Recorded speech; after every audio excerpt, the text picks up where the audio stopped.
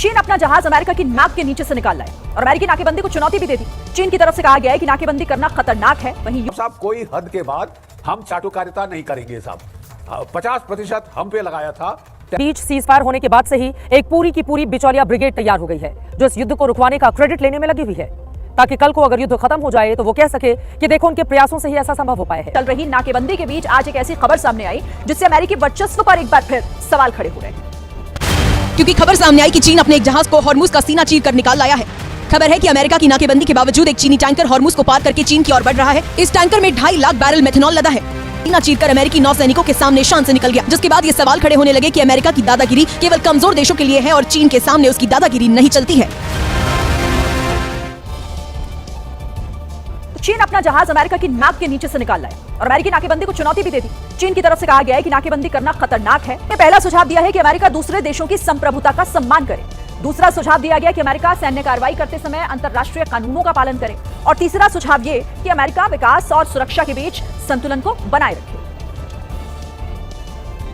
इस जंग में जिसने भी अमेरिका का साथ दिया है वो खुद को ठगा महसूस कर रहा है, खासतौर पर मुस्लिम देश।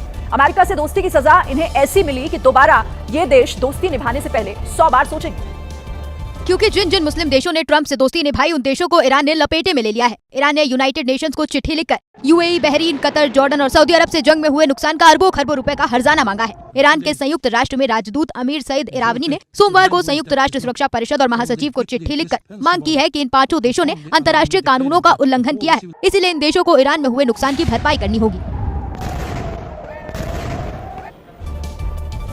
अब आपको ये भी बता देते हैं कि ईरान आखिरकार अमेरिका की बजाय इन मुस्लिम देशों से मुआवजा क्यों मांग रहा है। वो भी तब जब खुद ईरान ने सऊदी अरब, यूएई, बहरीन और कुवैत जैसे देशों में मिसाइलें गिराई हैं, बम फोड़े और उनको नुकसान पहुंचाया। तो ईरान के मुआवजा मांगने के पीछे कुछ जायज वजह भी है।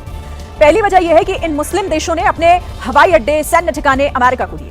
मुस्लिम देशों के एयरबेस और सैन्य ठिकाने से अमेरिका ने ईरान पर हमला किया, ईरान के इंफ्रास्ट्रक्चर को टारगेट किया, जिससे सैकड़ों लोगों की जान गई। इसीलिए ईरान ने शर्त रखी कि देश मुआवजा दे, जिससे ईरान में पुनर्निर्माण हो सके। देखिए कल सुबह 3 चीनी जहाज बगैर खरोच के ईरान के पोर्ट से निकले और ये जो है ब्लॉकेड अमेरिका का उसको पार करके निकल गए। अमेरिका की हिम्मत नहीं हुई उन जहाजों को हाथ लगाने की, ठीक है साहब, क्योंकि अब दुनिया परेशान हो चुकी है डोनाल्ड ट्रंप के नाटकीय व्यवहार से।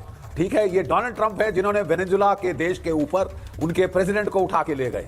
ठीक है, ये अमेरिका है जो चीन के ऊपर, जो ईरान पे चढ़ बैठा है, 45 दिनों से बमबारी कर रहा है। ये अमेरिका है जो क्यूबा को धर दबोचने की बातें कर रहा है, ग्रीनलैंड को धर दबोचने की बातें कर रहा है, जो कनाडा को अपनी 91वीं स्टेट बनाने की कोशिश कर रहा है। अब साहब कोई हद के बाद हम चाटुकारिता नहीं करेंगे साहब। 50% हम पे लगाया था टैक्स, बताइए किसी और देश पे लगाया सिवाय ब्राजील के? 50% टैक्स हम पे लगाया, जो हम इनके दोस्त हैं। ठीक है, हमारे क्षेत्र में इन्होंने तख्ता पलट किया, श्रीलंका में, बांग्लादेश में, नेपाल में, लद्दाख में कर रहे थे। जी, क्या कर रहे थे इनके बंदे जो पकड़े गए हैं मणिपुर, मिजोरम में? वहां कुकी लैंड बनाने की कोशिश कर रहे हैं, भारत को तोड़ने की। आपके दोस्त होंगे साहब, हमें तो दोस्ती समझ नहीं आई है। आप महिमा मैं आ रहा हूं आपके पास। और अब तो सऊदी अरब ने भी कह दिया है कि अमेरिका को अब ये युद्ध खत्म कर देना चाहिए। लेकिन इस बिचौलिया ब्रिगेड में फिलहाल पाकिस्तान ही सबसे आगे चल रहा है, जिसने अमेरिका और ईरान के बीच दूसरे दौर की मेजबानी का प्रस्ताव दिया है, जिसको लेकर एक बड़ी खबर आ रही है। बड़ी खबर, ब्रेकिंग न्यूज ये है कि अमेरिका और ईरान के बीच दूसरे दौर की बातचीत होगी। इसी हफ्ते हो सकती है आमने सामने की यह बड़ी बैठक। अमेरिका और ईरान दोनों ने दूसरे राउंड की बातचीत के लिए हामी भर दी है। इस्लामाबाद में ही दूसरे राउंड की भी बातचीत की जाएगी। इस बैठक में सीज फायर को 45 दिन बढ़ाने पर चर्चा की जा सकती है। लेकिन सवाल यह है कि क्या ईरान और अमेरिका एक दूसरे की डिमांड पूरी करेंगे या अपनी अपनी डिमांड पर अड़े रहेंगे? We've been called this morning by the right people, the appropriate people, and they want to work a deal. अब ट्रंप को ईरान से किसने कॉल किया ये तो नहीं पता, लेकिन ईरान ने भी कंफर्म कर दिया है कि वो दूसरे दौर की बातचीत के लिए इंटरेस्टेड है, लेकिन शर्तों के साथ। ईरानी विदेश मंत्रालय ने कहा है कि इस्लामाबाद में बातचीत का दूसरा दौर हो तो पसंद करेंगे, लेकिन शर्त यह है कि अमेरिका की एक्सेसिव डिमांड को स्वीकार नहीं करेंगे।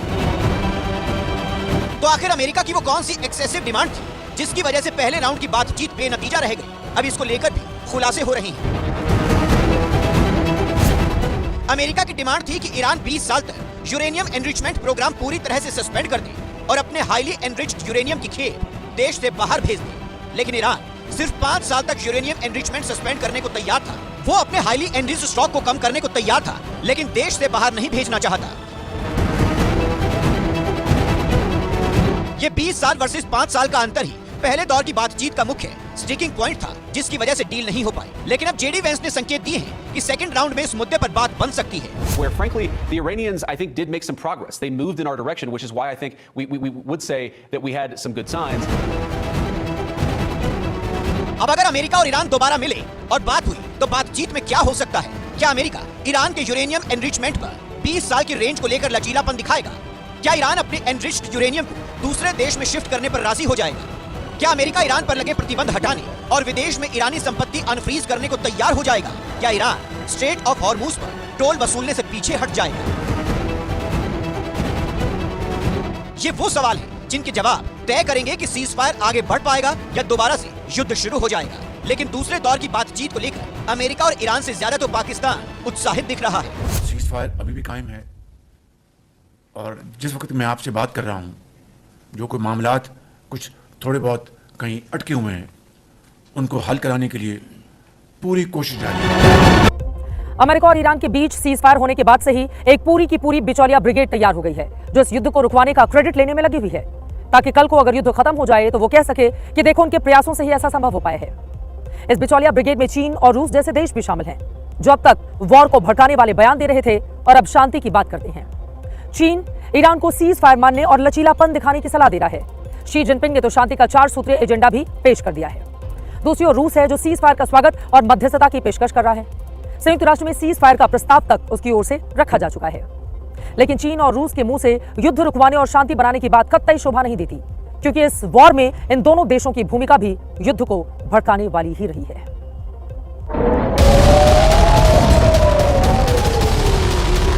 जो रूस 2022 से ही यूक्रेन के साथ फुल स्केल वॉर छेड़े हुए है, वो रूस शांति दूत बनकर ईरान को नसीहत दे रहा है कि युद्ध खत्म कर दो।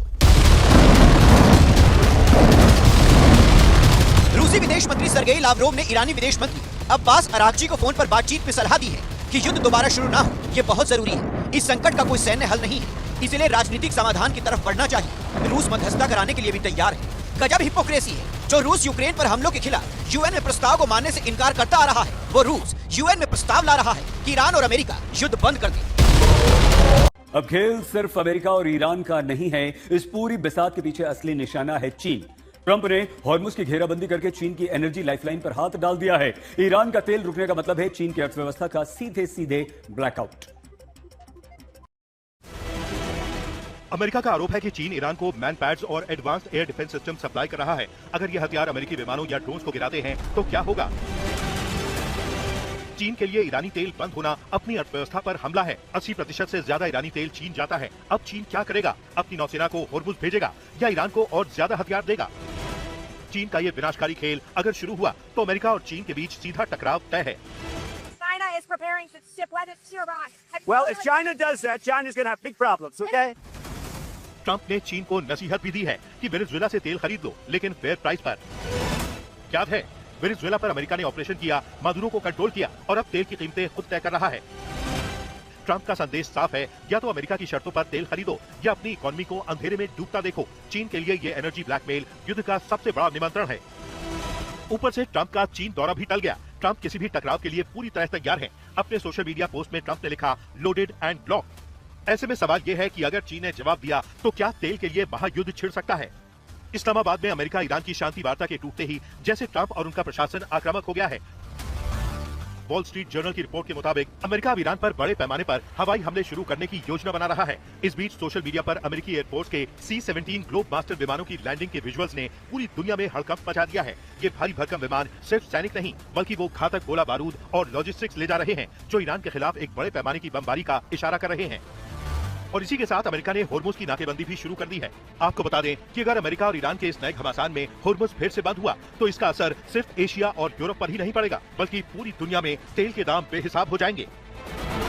हॉर्मुज स्ट्रेट दुनिया के सबसे अहम समुद्री तेल मार्गों में से एक है। दुनिया के लगभग 20% तेल और LNG का परिवहन इसी जल मार्ग से होता है। भारत अपनी खपत का लगभग 90% पेट्रोलियम पदार्थ आयात करता है और इसमें भी एक बड़ा हिस्सा हॉर्मुज स्ट्रेट से होकर गुजरता है। भारत कच्चे तेल का दुनिया का तीसरा सबसे बड़ा उपभोक्ता है।